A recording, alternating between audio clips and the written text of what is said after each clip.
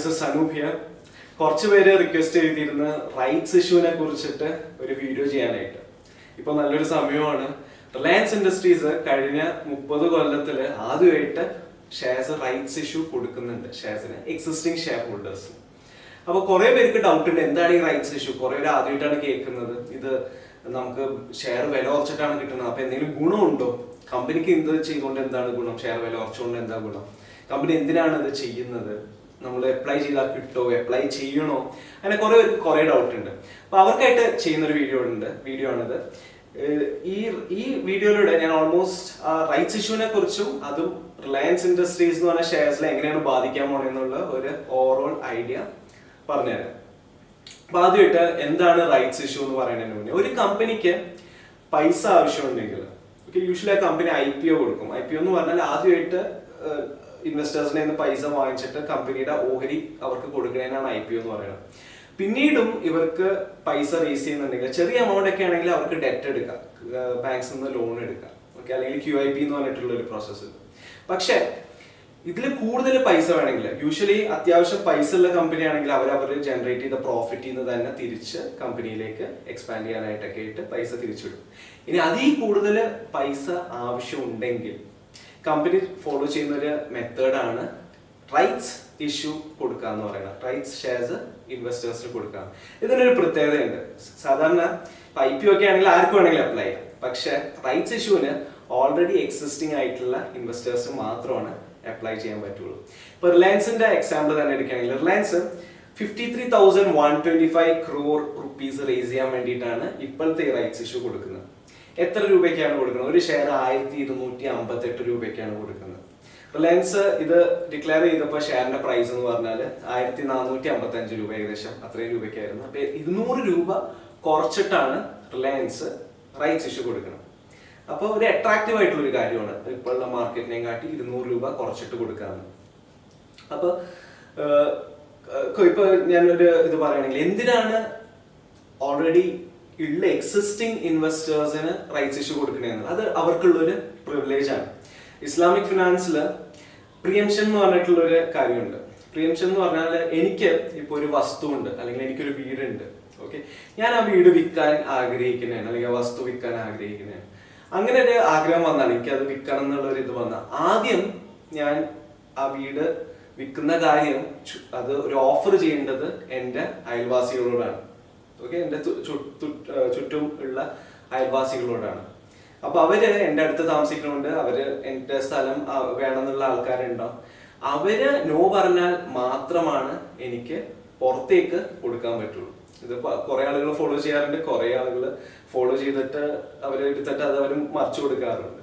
അപ്പൊ അതേപോലെ തന്നെ റൈറ്റ്സ് ഇഷ്യൂല് ഓൾറെഡി ഉള്ള എക്സിസ്റ്റിംഗ് ഇൻവെസ്റ്റേഴ്സിന് കൊടുക്കുന്ന ഒരു ഓഫറാണ്, ഇന്ന ഷെയർ നിങ്ങളുടെ കയ്യിൽ ഇത്രയും ഷെയർസ് ഉണ്ട്, നിങ്ങൾ നമ്മുടെ ഷെയർ ഹോൾഡേഴ്സ് ആണ്, സോ നമ്മൾ 200 രൂപ കുറച്ചിട്ട് റൈറ്റ്സ് തരാന്നുള്ള കാര്യം.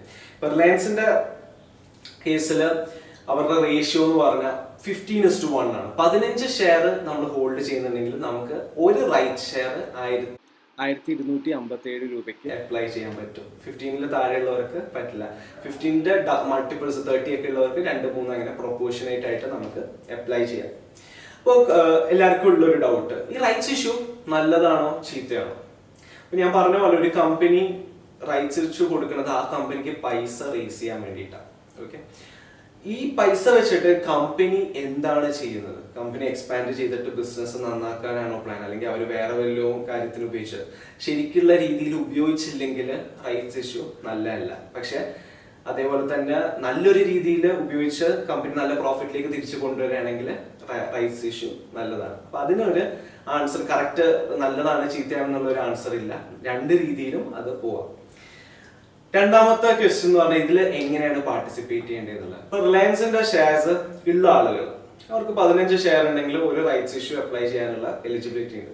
യൂഷ്വലി എന്താ ചെയ്യാന്ന് വെച്ചാൽ നമ്മുടെ ഡിമാറ്റ് അക്കൗണ്ട് ഒന്നെങ്കിൽ CDSL അല്ലെങ്കിൽ NSDL ആയിരിക്കും. ഡിമാറ്റ് അക്കൗണ്ടിന്റെ വെബ്സൈറ്റിൽ ചെന്നാൽ നമുക്ക് ഈ റൈറ്റ്സ് ഇഷ്യൂവിനെ അപ്ലൈ ചെയ്യാൻ പറ്റും. അല്ലെങ്കിൽ ഏറ്റവും എളുപ്പമുള്ള വഴി എന്ന് പറഞ്ഞാൽ ബ്രോക്കറെ കോൺടാക്ട് ചെയ്താലും നമുക്ക് ഓൺലൈനായിട്ട് റൈറ്റ്സ് ഇഷ്യൂ അപ്ലൈ ചെയ്യാൻ പറ്റും. അല്ലെങ്കിൽ ഓഫ്ലൈൻ ആയിട്ട് വേണമെങ്കിലും നമുക്ക് ഫോം ഫിൽ ചെയ്ത് കൊടുത്ത് അയച്ചു കഴിഞ്ഞാലും റൈറ്റ് ഷെയറിൽ അപ്ലൈ ചെയ്യാൻ പറ്റും. പിന്നെ എല്ലാവരും റിലയൻസിന്റെ കാര്യം ചോദിക്കേണ്ടത്, ഈ റൈറ്റ്സ് ഇഷ്യൂ ഉണ്ട് നമ്മൾ വാങ്ങിക്കുന്നു. അപ്പൊ യൂഷ്വലി ഇത് റൈറ്റ്സ് ഇഷ്യൂനെ കുറിച്ച് അറിയാത്ത ആളുകൾ നോക്കുമ്പോൾ എന്താണ്, ഇപ്പൊ ഷെയറിന് 1450 രൂപയുണ്ട്, എനിക്ക് 1248 രൂപയ്ക്കാണ് കിട്ടുന്നത്, അപ്പൊ ഒരു നല്ലൊരു പ്രൈസ് ആണ്. ഓക്കെ, അങ്ങനെ വിചാരിക്കുമ്പോൾ നമ്മളൊരു കാര്യം ആലോചിക്കുക, ഓൾറെഡി 15 ഷെയർ 1455 രൂപയ്ക്ക് കയ്യിലുണ്ടെന്ന് വിചാരിച്ചോ, ഒരു ഷെയർ 1258 രൂപയ്ക്ക് കിട്ടുക. ആവറേജ് പ്രൈസ് പോവുകയാണെങ്കിൽ 1455 × 15 പ്ലസ് 1257, ടോട്ടൽ ഷെയർസ് 16 ഡിവൈഡ് ചെയ്യുമ്പോൾ ആവറേജ് പ്രൈസ് 1442 ആവും. അപ്പൊ ആ ആവറേജ് പ്രൈസിന് മൊത്തം റിലയൻസിന്റെ ഷെയർ ആ പ്രൈസ് ഓക്കെ ആണെങ്കിൽ നമുക്ക് സബ്സ്ക്രൈബ് ചെയ്യാം, അല്ലെങ്കിൽ സബ്സ്ക്രൈബ് ചെയ്യാതിരിക്കുന്നതിന് നല്ലത്. പിന്നത്തെ ക്വസ്റ്റ്യൻ ആണ്, ഇത് കൊണ്ട് എന്താണ് ഗുണം, ഇൻവെസ്റ്റേഴ്സിന് റൈറ്റ്സ് ഇഷ്യൂ കൊണ്ട് എന്താണ് ഗുണം? ഏറ്റവും വലിയ ഗുണം എന്ന് പറഞ്ഞാൽ ഓൾറെഡി നല്ല മാർക്കറ്റ് പ്രൈസ് ഉള്ള ഷെയർ നമുക്ക് എക്സ്ക്ലൂസീവ് ആയിട്ട് നമുക്ക് 200 രൂപ കുറച്ച് കിട്ടുന്നത്, അതാണ് ഏറ്റവും വലിയ ഗുണം. പക്ഷെ യൂഷ്വലി എന്താ സംഭവിക്കാന്ന് ചോദിച്ചാൽ, റിലയൻസിന്റെ ഇഷ്യൂല് തന്നെ ഇപ്പോ 950 റുപ്പീസ് എന്നാണ് ഇപ്പോ 1480 രൂപയോളം വന്നത്. ഓക്കെ, അപ്പൊ ഈ റൈറ്റ്സ് ഇഷ്യൂടെ ന്യൂസ് വന്നതിന് ശേഷമാണ് ഇത്രയധികം കൂടിയത്. യൂഷ്വലി എന്താ സംഭവിക്കാന്ന് വെച്ചാൽ, ഇപ്പൊ റൈറ്റ്സ് ഇഷ്യൂ ഡിക്ലെയർ ചെയ്ത് കഴിയുമ്പോൾ ഷെയറിന്റെ വില കൂടും. ഓക്കെ, അപ്പോ ഈ മെയ് 15 ആയിരുന്നു റെക്കോർഡ് ഡേറ്റ്. ആ റെക്കോർഡ് ഡേറ്റിന്റെ അന്ന് ആളുകൾ ഇപ്പൊ 200 രൂപ കുറച്ചിട്ടാണല്ലോ കിട്ടുന്നത്. അപ്പൊ 200 രൂപ കുറച്ച് കിട്ടാനായിട്ട് ആ സമയത്തൊക്കെ ആൾക്കാർ വാങ്ങിച്ച ഷെയറിന്റെ വില കൂടും. പക്ഷെ ആ എക്സ് റെക്കോർഡ് ഡേറ്റ് ആയി കഴിഞ്ഞാൽ തന്നെ ഈ ഷെയറിന്റെ വില കുറയും. ഓക്കെ, അതൊരു റീസൺ. അത് മാത്രമല്ല, റൈറ്റ്സിന് അപ്ലൈ ചെയ്ത് ജൂൺ 3 വരെ ഡേറ്റ് ഉണ്ട്. ജൂൺ 3 കഴിഞ്ഞ് കുറച്ച് നാൾ കൂടി കഴിഞ്ഞാൽ ഈ ഷെയർസ് നമ്മുടെ ഡിമാറ്റ് അക്കൗണ്ടിലേക്ക് എത്തും. അപ്പോ എല്ലാവരുടെ കയ്യിലെത്തുമ്പോൾ അപ്പോഴും ഒരു സെല്ലിംഗ് പ്രഷർ ഉണ്ടാവും. അപ്പൊ വീണ്ടും ആ ഷെയറിന്റെ പ്രൈസ് വില കുറയും. അപ്പൊ ചെറിയൊരു ക്വിക്ക് ഗെയിൻ നോക്കിയിട്ട് ചെറിയ വിലയ്ക്ക് കിട്ടുമെന്ന് വിചാരിച്ചിട്ട് ഇൻവെസ്റ്റ് ചെയ്യുന്നവർ ഇൻവെസ്റ്റ് ചെയ്യാതിരിക്കുന്നത് നല്ലത്. കാരണം ആ പ്രൈസ് അപ്പൊ തന്നെ കുറയും. ഇപ്പൊ യൂഷ്വലി ഞാനിപ്പോ 2014 എന്തോ ടാറ്റ മോട്ടോഴ്സിന്റെ റൈറ്റ്സ് ഇഷ്യൂല് പാർട്ടിസിപ്പേറ്റ് ചെയ്തിട്ടുണ്ടായിരുന്നു. പക്ഷെ അന്ന് അറൌണ്ട് 400 ലെവൽസിലായിരുന്നു സബ്സ്ക്രൈബ് ചെയ്തത്. പക്ഷെ ഇന്നത്തെ വില നമുക്കറിയാം. അപ്പൊ റൈറ്റ്സ് ഇഷ്യൂല് ആ കമ്പനിയുടെ മാനേജ്മെന്റും ആ കാര്യങ്ങളൊക്കെ നോക്കുന്നത്. കമ്പനി നന്നായിട്ടാണ് ആ പൈസ യൂസ് ചെയ്യണമെങ്കിൽ ഇറ്റ്സ് ഗുഡ്. ഓക്കെ, പിന്നത്തെ ഒരു കാര്യം എന്ന് പറഞ്ഞാൽ എല്ലാവരും ചോദിക്കുന്ന കാര്യമാണ്, മാർക്കറ്റ് ക്യാപിറ്റൽ, കമ്പനിയുടെ മാർക്കറ്റ് ക്യാപിറ്റൽ കൂടുമെന്ന്. റൈറ്റ്സ് ഇഷ്യൂ ചെയ്ത് കഴിഞ്ഞാൽ മാർക്കറ്റ് ക്യാപിറ്റൽ കൂടൂല, പക്ഷെ മാർക്കറ്റ് ക്യാപിറ്റൽ ഡാമ്പ് ആവേ ചെയ്യുള്ളൂ. പക്ഷെ ഈ പൈസ വെച്ച് കമ്പനി നല്ല രീതിയിൽ പ്രോഫിറ്റ് ഉണ്ടാക്കുകയും ചെയ്താൽ ഒബ്വിയസ്ലി ഈ ഷെയറിന്റെ വില കൂടുമ്പോൾ മാർക്കറ്റ് ക്യാപിറ്റൽ കൂടും. ഓക്കെ, അപ്പൊ അതൊക്കെയാണ് റീസൺസ്. പിന്നെ യൂഷ്വലി ഈ റൈറ്റ്സ് ഇഷ്യൂ കിട്ടിക്കഴിഞ്ഞ് ഷെയർസ് ഡിമാറ്റ് അക്കൗണ്ടിൽ വന്നു കഴിഞ്ഞാൽ സാധാരണ ഷെയർ വിൽക്കുന്ന പോലെ നമുക്ക് വിൽക്കാൻ പറ്റും. വിൽക്കുമ്പോൾ അപ്പോൾ ഒരു സെല്ലിംഗ് പ്രഷർ ഉണ്ടാവും. എന്നിട്ട് യൂഷ്വലി ആ ഇഷ്യൂ പ്രൈസിന്റെ ലെവൽ തന്നെ ആയിട്ട് മാറും. അപ്പോൾ ഇത് സബ്സ്ക്രൈബ് ചെയ്യാൻ ഉദ്ദേശിക്കുന്നവര് സബ്സ്ക്രൈബ്, ചെറിയ ക്വിക്ക് ഗെയിൻസിനൊക്കെ ആണെങ്കിൽ സബ്സ്ക്രൈബ് ചെയ്യാതിരിക്കുന്നതാണ് നല്ലത്. പിന്നെ പേഴ്സണലി അത് റിലയൻസിന്റെ ഇത് റൈറ്റ്സ് ഇഷ്യൂ ആയതുകൊണ്ട് ഇപ്പൊ ഞാനിപ്പോ കുറച്ച് ഫാക്ടേഴ്സും കാര്യങ്ങളൊക്കെ നോക്കുമ്പോൾ ആസ് ഓഫ് നൗ ഇൻവെസ്റ്റ് ചെയ്യാതിരിക്കുന്നതാണ് നല്ലത്. മാർക്കറ്റ് പ്രൈസ് കുറയുമ്പോൾ മാർക്കറ്റ് പ്രൈസിൽ നിന്ന് ഷെയർ വാങ്ങിക്കുന്നതായിരിക്കും നല്ലത്. റിലയൻസ് ഒബ്വിയസ്ലി ഇപ്പോഴത്തെ റേറ്റിനെയും കാട്ടി താഴെ പോവുകയും ചെയ്യും. അപ്പൊ ഇത്രയേ ഉള്ളൂ റൈറ്റ്സ് ഇഷ്യൂടെ കാര്യം. ഓൾമോസ്റ്റ് എല്ലാവർക്കും ഇത് ക്ലിയർ ആയി എന്ന് വിചാരിക്കുന്നു. എന്തെങ്കിലും ഡൗട്ട് ഉണ്ടെങ്കിൽ always feel free to ask. Thanks a lot for watching. Telegram channel subscribe ചെയ്യാത്തവർക്ക് താഴെ ഡിസ്ക്രിപ്ഷനിൽ ടെലിഗ്രാം ചാനലിൽ ലിങ്ക് ഉണ്ട്, ചാനൽ സബ്സ്ക്രൈബ് ചെയ്യുക.